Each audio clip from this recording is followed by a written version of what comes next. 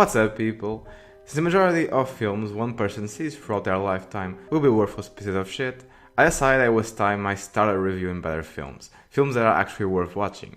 That's pretty much the reason why I'm making this video, because The Beguiled was a pleasant surprise. I wasn't thinking I would be able to find a 2017 movie that was well received by critics that I would enjoy as well. But The Beguiled was really fucking good, and it was directed by Sofia Coppola. That's a nice fun fact that I didn't know before watching it, so that was interesting.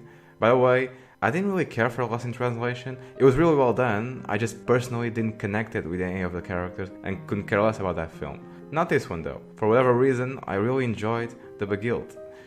Now, I'm not gonna give you a synopsis on what this film is about, because A, I believe the best way to go into a movie is without knowing anything about it beforehand, except if the movie sucks, which in this case it doesn't, and B, this is a period piece, so for the first 10 minutes or so, you can have fun trying to figure out what era of the United States this story takes place in.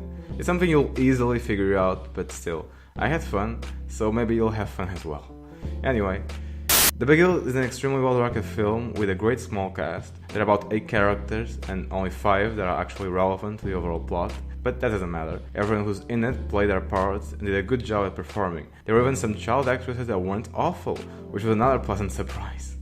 Anyway, for the majority of the film, you're watching how these girls interact with the wounded soldier, whether they can trust him or not, which was a great way of building some tension and suspense. Having Colin Farrell playing the soldier helps a lot. After all, this character needed to have charm in order to convince the girls to let him stay with them, and Farrell definitely has that. There were just a few scenes where the seduction came off too easy, like they were following some sort of script. So yeah, the film has some less unbelievable parts, but those scenes weren't enough to stop me from being interested in the story, and how everything was going to play out in the end. I also love how this film was put together. It's so well constructed, the sets are real, the scenery is real and beautiful by the way, all the props are real and the sound they make is real too. I guess what I'm trying to say is that when a movie is well made and somewhat interesting, it's very easy to get sucked into the atmosphere and just enjoy the journey, and I love The Beguiled for that.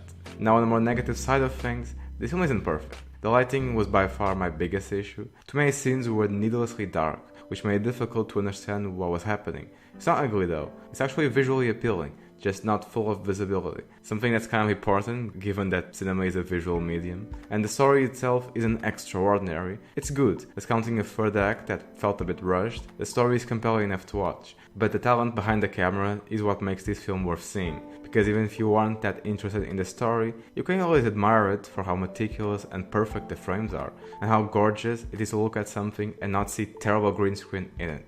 I'm giving The Beguiled a 7 out of 10. It's a flawed movie, but it's worth watching in my opinion. Not in theaters, this one came out last year, so I'm guessing trying to see this in the cinema would be difficult, but I'm sure you'll find a way to watch it, if you want to. Anyway, thanks for watching, hope you liked it, comment below down below with an upvote for that algorithm, and I'll see you next time. Bye bye!